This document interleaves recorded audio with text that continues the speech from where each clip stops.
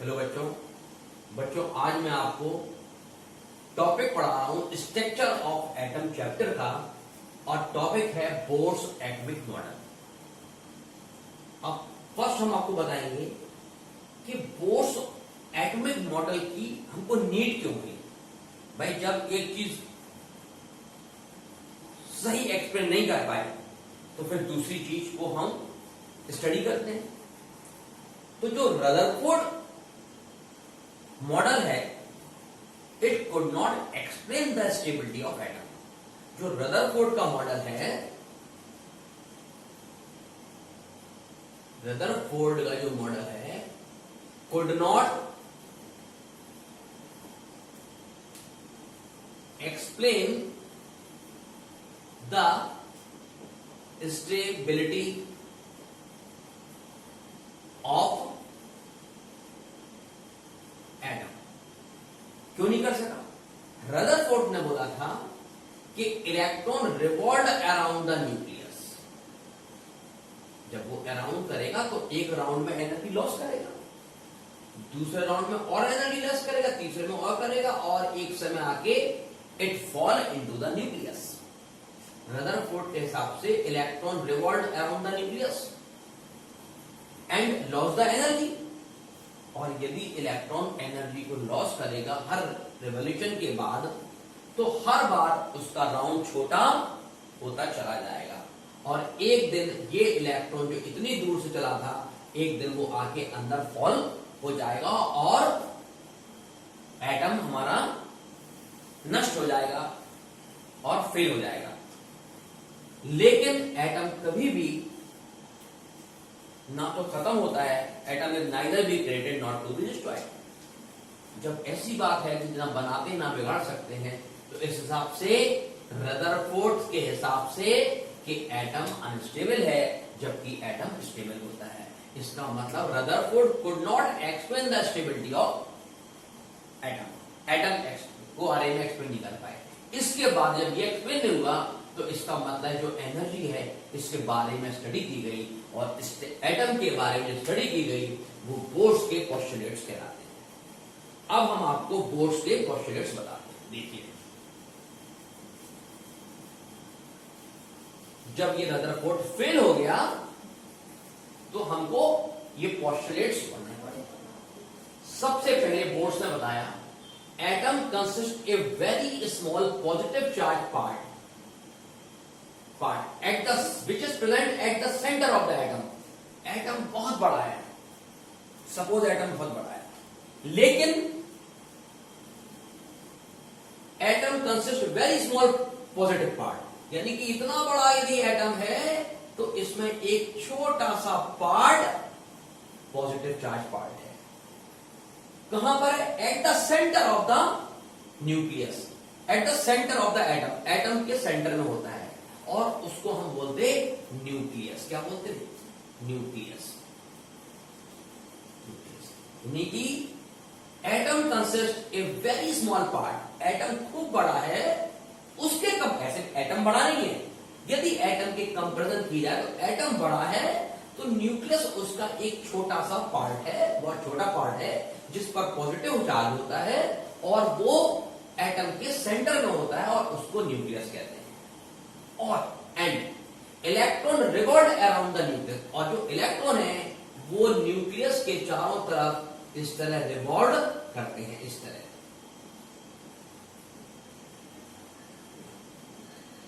ये पहली बात। तो पहली बात तो उसमें तो रदरफोर्ड नहीं बोली, लेकिन रदरफोर्ड ने कहा था कि ये रिवॉल्व करते हैं और एनर्जी को लॉस हो जाएगा तो फिर खत्म नहीं।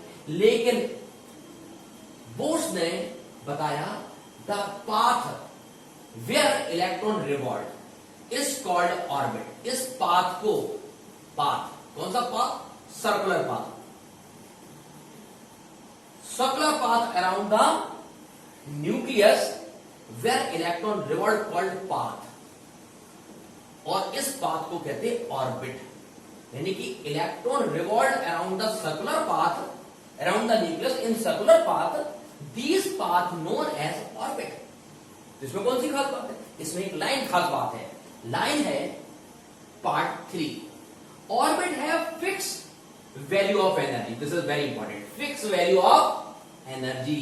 इसका मतलब है मान लीजिए फर्स्ट ऑर्बिट है तो इसकी एनर्जी E1 है, यदि ये सेकंड ऑर्बिट है तो इसकी एनर्जी E2 है, यदि ये थर्ड ऑर्बिट है तो इसकी एनर्जी E3 है, यदि इसके अंदर यहां पर nth ऑर्बिट है तो इस वाले की एनर्जी। इसका मतलब if A electron revolve around the first orbit, in the first orbit, so energy will fix, हमेशा यहां एनर्जी फिक्स होगी, सेकंड में दूसरी होगी, थर्ड में, और वो बढ़ती चली जाएगी। यानी कि E1 की एनर्जी कम होगी E2 से, E2 की एनर्जी कम होगी E3 से, और ये एनर्जी यहां बढ़ती चली जाएगी, लेकिन हर ऑर्बिट की एनर्जी फिक्स होती है। This is a very important point. Bohr's model का सबसे इंपॉर्टेंट पॉइंट है कि orbit have fix value of energy, और जिसकी एनर्जी फिक्स होती है उसको हम कहते हैं energy level. So orbit is the energy level. तो this is the energy level. सुनिए पहला, ये सेकंड पॉइंट इंपॉर्टेंट है, path where electron revolve in circular path, path where electron revolve in circular path, यानी कि जिस रास्ते घूमते हैं वो सर्कुलर होता है, उस हम पाथ को कहते हैं orbit. So these are the orbit 1 2 3। And second important thing, each orbit has fixed value of the energy. So these orbit which has fixed energy known as energy level. तो E1 E2 को हम energy level कहते हैं। These energy level also known as stationary state, मतलब इस electron के लिए ये स्टेट फिक्स है एनर्जी का, इस इलेक्ट्रॉन के लिए ये स्टेट फिक्स है, यानी कि ये इलेक्ट्रॉन की एनर्जी सेम होगी, यहां जो घूमेंगे उनकी सेम होगी, लेकिन इन दोनों में फर्क होगा, इन दोनों में फर्क होगा, इसकी एनर्जी लो होगी, इसकी एनर्जी हाई होगी, इसकी एनर्जी हाई होगी। यानी कि जो फर्स्ट स्टेशनरी स्टेट है उसकी एनर्जी लो होगी, सेकंड की और हाई होगी, और न्यूक्लियस से जैसे दूर चले जाएंगे उनकी एनर्जी हर ऑर्बिट की फिक्स होगी, लेकिन first to second, second to third energy बढ़ती जाएगी। लेकिन हर ऑर्बिट की, यदि फिफ्थ में यहां पर 2 इलेक्ट्रॉन है तो दोनों, 3 में भी मान लो ये 2 इलेक्ट्रॉन है तो दोनों की एनर्जी सेम है, क्योंकि पूरे ऑर्बिट की सेम है एनर्जी। इलेक्ट्रॉन चार्ज फिक्स होता है, तो इस पर जो इलेक्ट्रॉन घूम रहा है उसकी एनर्जी फिक्स है। तो हर ऑर्बिट है fix value of energy, these are called energy level और स्टेशनरी। अब how to calculate the energy, in किसी की भी energy of each orbit depend upon principal quantum number. Principal quantum number हम पढ़ चुके, n equal to 1 first orbit हो गया, क्वांटम नंबर 1 हो गया, इसका 2 हो गया, इसका 3 हो गया, लेकिन नंबर ऑफ ऑर्बिट का जो होगा 1 है तो क्वांटम नंबर 1 है। अब ये क्या होगा, किसी भी ऑर्बिट की एनर्जी E वो इनवर्सली होती है square of principal quantum number, inversely proportional to square of principal quantum number. यदि एनर्जी nth ऑर्बिट की है तो that equal to 1 upon n square, यानी कि यदि हम फर्स्ट ऑर्बिट निकालेंगे तो 1 अपॉन 1 स्क्वायर, 2 की निकालेंगे तो 1 अपॉन 2 स्क्वायर, 3 की निकालेंगे तो 1 अपॉन 3 स्क्वायर की डायरेक्टली प्रोपोर्शनल होगी।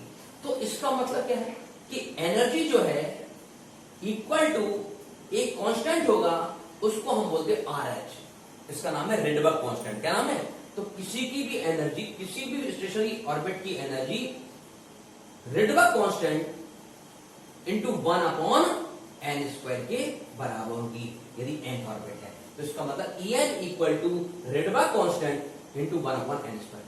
क्योंकि ये एनर्जी ऑर्बिट की जो होती है वो इलेक्ट्रॉन से होती है, और ये एनर्जी हमेशा नेगेटिव में होगी, तो इस एनर्जी को हम minus RH into 1 upon n square लिखेंगे। हर ऑर्बिट की, जैसे मान लीजिए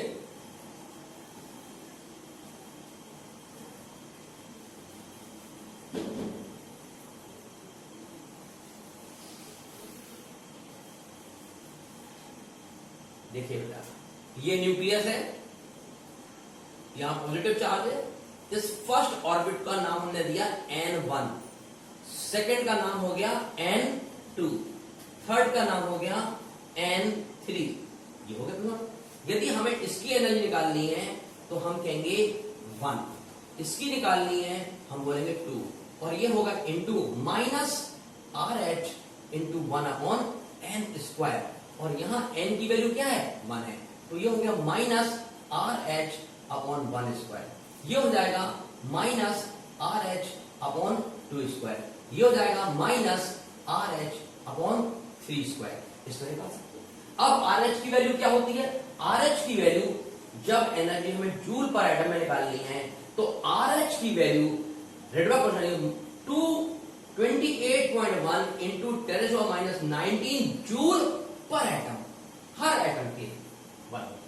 यदि हमें ये एनर्जी इलेक्ट्रॉन वोल्ट में निकालनी है तो R H equal to 13.6 electron volt per atom.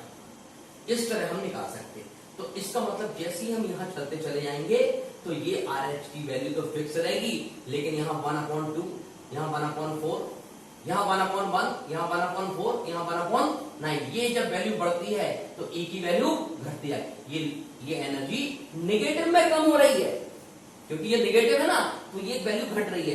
पहले वैल्यू आई 1/1, फिर आई 1/4, फिर आई 1/9, तो ये 1/1 से 1/9, यानी कि ये वैल्यू क्या हो रही है?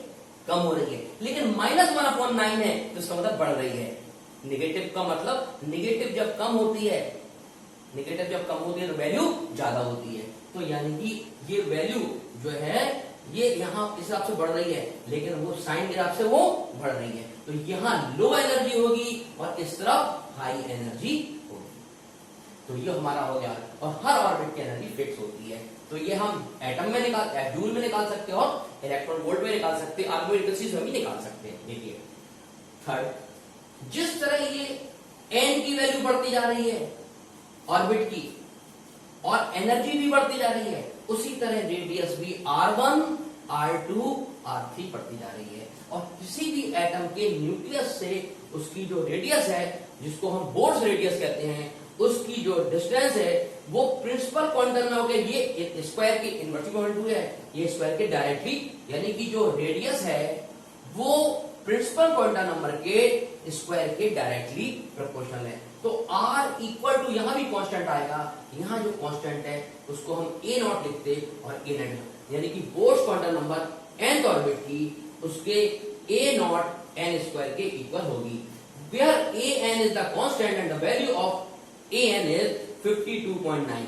यानी कि ए एन मतलब जो फर्स्ट ऑर्बिट है उसकी जो डिस्टेंस है A1 को हम R1 को हम ए नॉट मान सकते हैं, और ए नॉट होती है 52.9 पिकोमीटर। चूंकि ये बहुत छोटा एटम, छोटी चीज है, तो उसकी जो यूनिट है वो पिकोमीटर में नापेंगे।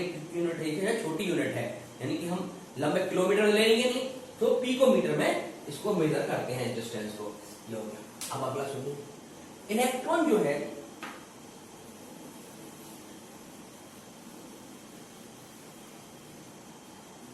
ये न्यूक्लियस के चारों तरफ ऑर्बिट में, किसी भी एक ऑर्बिट में ये इलेक्ट्रॉन इस तरह, ये यहां, क्योंकि क्या है, ये इलेक्ट्रॉन निगेटिव है, ये पॉजिटिव है, ये दोनों इसको अट्रैक्ट करते हैं, ये दोनों इसको अट्रैक्ट करते हैं। जब ये घूमता है तो इसमें होता है एंगुलर मोमेंटम। क्या होता है ये? देखो ये इलेक्ट्रॉन यहां हो गया, इधर आ गया, इधर आ गया।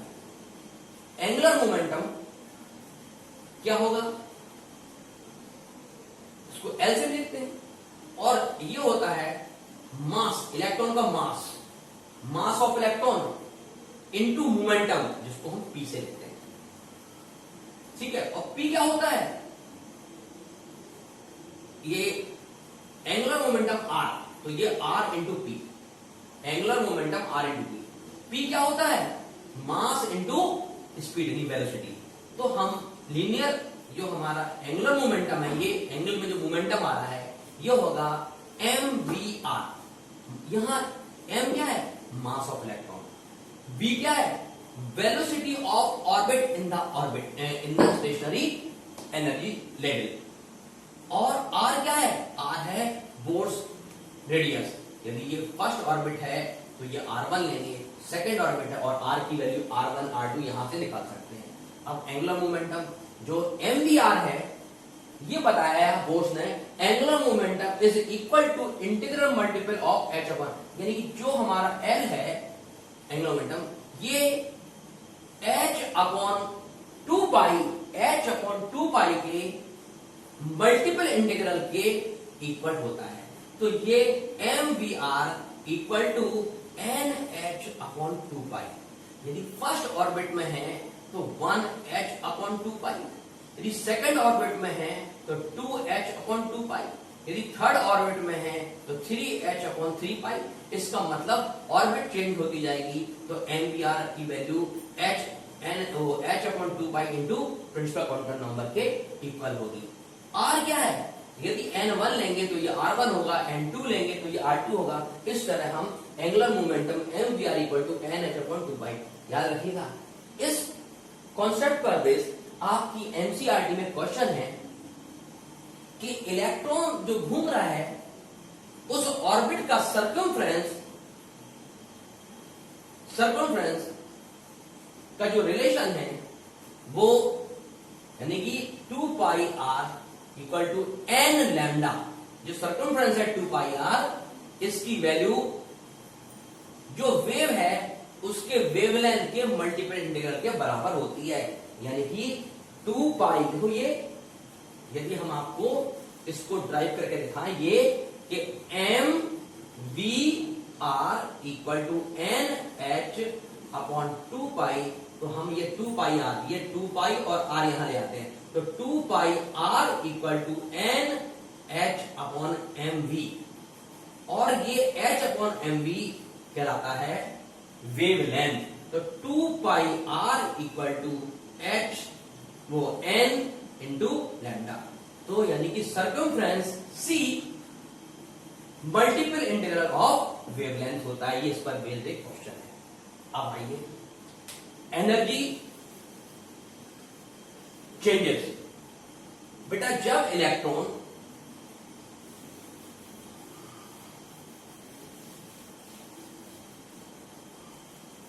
इसका ये बड़ा इंपॉर्टेंट कॉन्सेप्ट है, इस पर बेस्ड न्यूमेरिकल आएंगे। बेटा ये हमारा न्यूक्लियस पॉजिटिव होता है, एक ऑर्बिट इधर है, एक ऑर्बिट इधर है, एक ऑर्बिट इधर है। अंदर वाली एनर्जी लो एनर्जी होती है और बाहर वाली एनर्जी हाई एनर्जी होती है। अब यहां है एनर्जी इमिट और एब्सॉर्ब, यानी कि यहां पर एनर्जी है मान लीजिए E1 और यहां पर एनर्जी है मान लीजिए E2। तो दो चीजें हो सकती है, यहां से करते हैं, यहां एनर्जी है E1 और यहां एनर्जी है E2। E1 क्या होगा? लेस होगी, E2 क्या होगी? हाई होगी। ये अंदर लो एनर्जी और बाहर हाई, अभी बताया था इसकी वैल्यू लो होती है, इसकी वैल्यू हाई होती है। अंदर वाली एनर्जी कम होती है, N1 की एनर्जी, N2 की एनर्जी, N3 की। तो ये अंदर मान लो, ये बाहर मान लो। अंदर वाले को 1 मानेंगे, बाहर वाले को 2 मानेंगे। तो E2 वाली हाई होगी। अब सुनिए, यदि ये इलेक्ट्रॉन यहां से यहां जंप करे, अब यहां एनर्जी क्या है? यहां एनर्जी लो है, तो फर्स्ट की है लो एनर्जी, सपोज मान लो 20 है मान लीजिए, और E2 क्या है?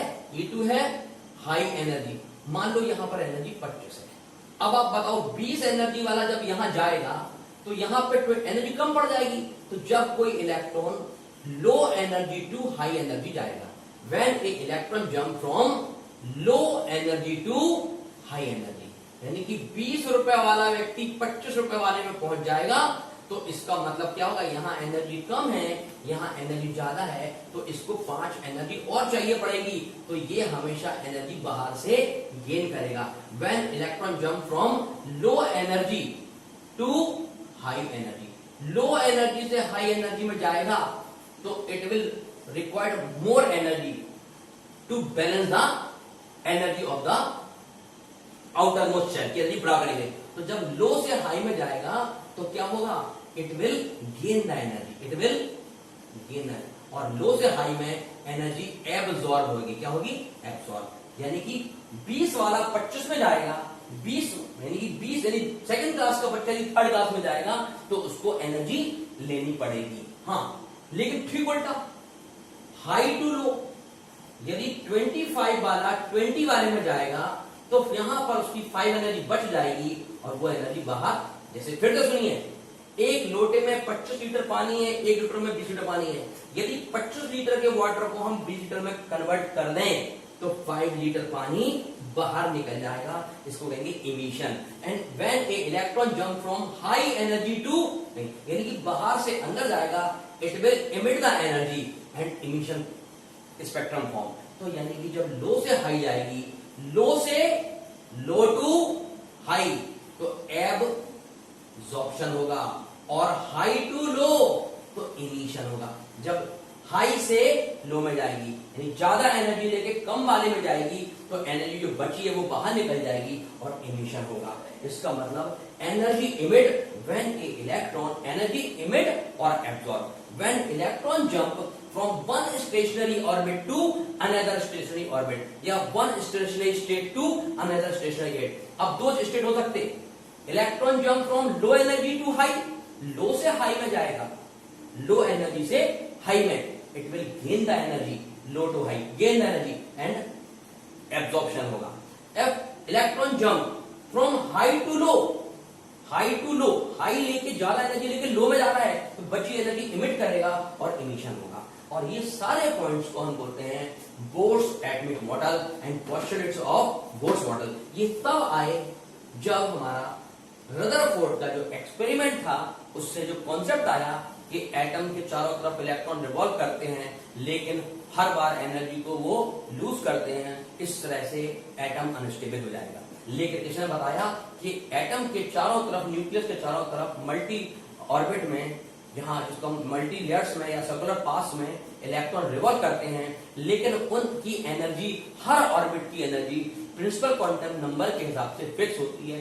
जिसका प्रिंसिपल नंबर 1 है उसकी कम होती है, सेकंड है उसकी और ज्यादा होती है, थर्ड है उसकी और ज्यादा होती है, और इसको हम कहते हैं स्टेशनरी स्टेट। और इनकी एनर्जी के डिफरेंस से जो वेव निकलती है, या तो वो एनर्जी लेके निकलती है या एनर्जी इमिट करती है, उसको इमिशन और एब्जॉर्प्शन कहते हैं। और जब इलेक्ट्रॉन घूमता है तो उसका एंगुलर मोमेंटम h/2π के इंटीग्रल मल्टीपल के बराबर होता है। ये सारे जो पॉइंट्स हैं ये कहलाते हैं बोर्स एटॉमिक पोस्टुलेट्स। एग्जाम में 11th में, होम एग्जाम में खूब पूछे जाते हैं। लेकिन याद रखिएगा, इस पर बेस्ड, इस पर बेस्ड और इस पर बेस्ड और इस पर बेस्ड आपको कंपटीशन में और 11th में न्यूमेरिकल आते हैं। ओके बच्चों, आज के लिए इतना काफी है।